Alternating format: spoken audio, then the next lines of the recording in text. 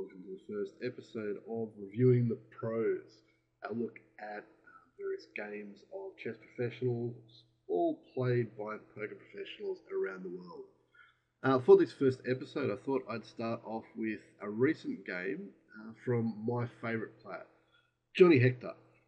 This guy here, he's a Swedish Grandmaster. He's number 6 in Sweden, as you can see from the FIDE his rating page. Currently rated 2568. Unfortunately, FIDE don't decide to give him a photo, which is a bit disappointing. And in this game, he's playing Emanuel Berg, who's actually the top rated player in Sweden at the moment, who's 2604. So looking at the game itself, it's from this year's Swedish Championship, the second round. Starts off as a mainline Sicilian, knight off, at least to start off with anyway. Bishop g6 line. And Berg plays something of a sideline here. He plays knight bd7. I'm not a Sicilian expert, I must say, but a lot of these positions can actually transpose, but this is by itself a bit of a sideline. Main line in this position is actually to play e6. Again, looking to hold up some of White's play, and play will normally continue sort of f4, and there's a bunch of options here that Black has at his disposal. He has bishop e7, where common main line follows up with queen f3, bishop, queen c7, castles, knight d7, and g4. So you've got White attacking on the king side, and Black preparing for an attack on the queen side. Another possibility after e6 and f4 is queen b6, the famous poison pawn variation. Usually here, Black grabs the b2 pawn and basically tries to hang on and survive the attack that comes. So the line normally goes queen d2, queen takes b2, rook b1, queen a3, and White's got a number of options here to continue the attack. We've got f5, where the normal line continues knight c6, f takes e6, f takes e6, knight takes e6, b takes c6, and e5. Another alternative is to play a bit quieter with bishop e2, bishop e7, castles. Another option is to play e5. So d takes e5, d takes e5, knight fd7, knight e4. Either way, there's a lot of possibilities there for the attack of this poison pawn variation. Or another possibility here is to play queen c7, where a typical line might be queen f3, b5, where Black's trying to get the queenside pawn rolling as quickly as possible. However, as we were saying in the game, Berg chose knight bd7, somewhat of a sideline, which does have the possibility of transposing back into the main lines. f4, queen c7. So again, Black's being flexible with his setup. If he chooses to later on, he can play e6 and bishop e7 and transpose to a main line. He can play b5 and again get back into one of these main lines that we saw earlier. He also keeps some flexibility about with his central pawns. The queen and knight, they're on the squares where they normally go to. He's leaving the possibility open of what to do with his pawns. He's got options of playing b5, e6, e5, or maybe even d5 at some stage. So White plays queen f3. And again here, e6 can transpose back into those main lines we looked at a little earlier. But here, this is where Berg plays the committal option and goes down a separate sideline, h6. So bishop takes the knight on f6, the knight recaptures, and f5. For some of this commentary, we're going to be looking through a ChessBase article on the Swedish Championship and some analysis by Andre Nielsen of this game, in addition to what I'm going to bring to it. But here, Nielsen points out the problem that the black squared bishop has now. There's no real obvious place to develop. The e-pawn, both the e-pawn and the g-pawn are blocked or have the problem that they can be taken by the f-pawn, and if the bishop can't move, then the king basically can't castle kingside. So Black tries this alternative to get around and plays rook g8. Both players have actually played this variation before. Hector earlier in the year had played a line against Andrei Volokitin, where the game had continued queen c5, castles queenside g5, f takes g6, bishop g4, f takes g7, g takes f7 check, king takes f7, queen d3, bishop takes, knight takes. And White's got nice attacking prospects, even though he's sacrificed the exchange. The king's a bit exposed, in particular the white squares are very weak. So he's got sort of possibilities of maybe playing knight c3 again, maybe queen b3 and bishop c4 at some stage. The other rook might come to the f file, maybe there's a knight f5 or a knight e6 possibility in there somewhere. But a lot of attacking prospects based on the weakness of the light squares for White.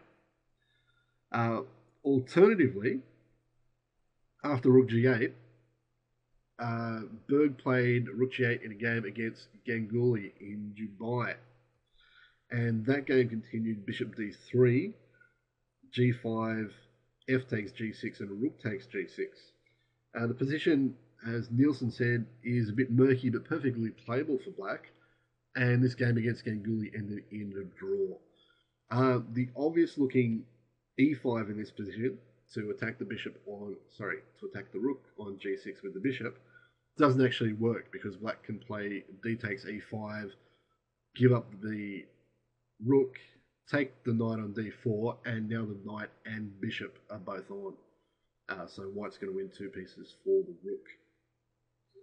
So after rook g8, getting back to the line in the game, here Hector just castled queenside.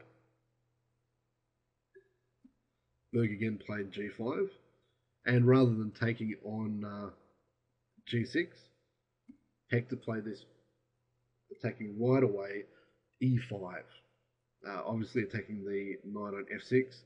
Doesn't really want to retreat back to d7 and continue with the e pawn and pushing it to e6 is definitely going to hurt, particularly with the weakness of the diagonal. So if knight d7, e6 is definitely going to hurt, particularly with queen h5 to follow up, and the king's very much exposed. Obviously, with d5 and e4 both covered by the c3 knight, the knight can't really come forward, so this leaves the only other option as d takes e5. And here we have Hector's home preparation. The spectacular knight d5.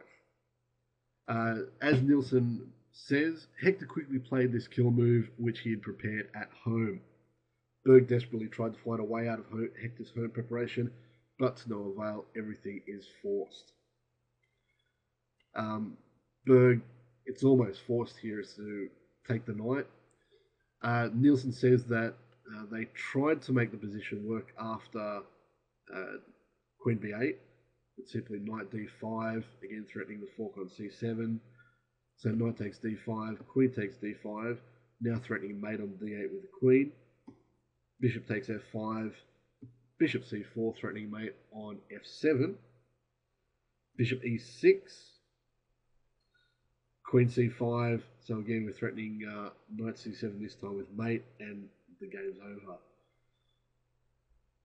Again, you can't take the knight because again bishop, this time bishop takes b5 is going to be leading to mate as well. And the alternative to bishop e6 in this position, rook g7, doesn't work because the other rook comes into the game, rook hf1, and again this pressure on both the f file and the d file and the c7 square is just too much for black to handle. Obviously also you can't play e6 as that blocks the defense of the bishop, and queen d7 is mate. So a lot of attacking possibilities right away. So Berg takes the offered knight. Knight takes b5, and there's not really a lot of option here. Queen went back to b8 in the game, but the alternatives, queen c5 or in fact queen a5, or all end up with similar ideas. Is b4, again attacking the queen. Obviously the queen has to stay guarding the c7 square. So queen b6 and then queen c3. Pretty simple, and again c7 is going to fall and the game's going to be over. Same kind of thing if you play the queen onto a5, again just b4, queen b6 and queen c3 again. Fantastic winning attack here for white already, and it's only 15-16 moves in. So queen goes back to b8, queen c3 again threatening c7, bishop d7. So black's prepared to give up the exchange, bring the king to d8 and hope to hold on. Knight c7, king d8, white takes the exchange. And now the attack turns to d7 and exploiting this ugly pin on the d file. The threat here now is to play rook takes d7, and after knight takes d7, bringing the h rook over to the d file. So black has to try and do something about that.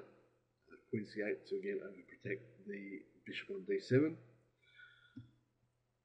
Now queen a5 check. Again, this time we can't go to e8. Same idea with rook takes d7, knight takes on rook d1, and white again has a crushing attack. Black's going to have to give up the queen for the rook and the bishop. Obviously going to lose the b pawn as well and have a queen and 3 passed pawns against the rook and a bishop. So that's going to be crushing for white. So the alternative for black is to block the check with the queen. Queen a8 check, queen c8. Again, this is all forced. Now queen back to a4. Again, we've renewed the threat of rook takes d7 followed by rook d1. So black decides to play king c7, hoping to run to safety on b8. Unfortunately, that doesn't happen. Rook d3. So now if white runs to b8, just take on d7, wins a piece, you're attacking the queen, and again the other rook's going to swing to the d file. You've got now the rook on d3 that can swing to the a file. Black's still got the useless rook and bishop sitting on f8 and g8, and the game again is still all over. So after queen a4 and rook d3, black tries the sacrificial bishop takes f5, hoping that he can maybe take as much material as he can and hang on somehow in the ending and use the extra pieces that he has to his advantage. So he realizes he's going to be dropping the queen after rook c3, king b8, and rook takes queen, bishop takes queen. So materially speaking, he's got 2 pieces and a pawn for the queen. So he's obviously hoping that he can hold off this attack and then use that, maybe use the bishop pair and knight to get some kind of, not only hold off the attack, but to then launch some counterattack in the future. But Hector here, this is all part of his preparation. He just calmly plays rook f1. As Nielsen said, for the first time in the game, Hector's had to think for himself, and he quickly launches a mating attack. So again here, the simple threat is just rook f3 and swinging the rook across to help in the attack on the king. So black plays g4 to try and prevent that. Queen c4. Not a lot that white can do. We're attacking again the f7 pawn, which is going to make the rook on g8 rather awkward. So bishop e6. Queen c5, attacking the pawn on e5, which can't be defended. h5. Queen takes e5 check. King to a8, and then a nice little move here, just king b1, avoiding any problems with the bishop coming to h6. So instead the bishop goes to g7 and simply rook f4, threatening to just come across to the a file and deliver mate, so king a7, but then just rook c7, and there's nothing that black can do to stop the mate. And again, hopefully you've enjoyed this fantastic attacking game by my favourite player, Jonny Hector. You might see some more of his games in coming weeks. Again, as I've said before, we'll also be looking at some poker, different poker hands you'll see from TV, as well as other chess games in this segment on a Friday. Thanks for watching.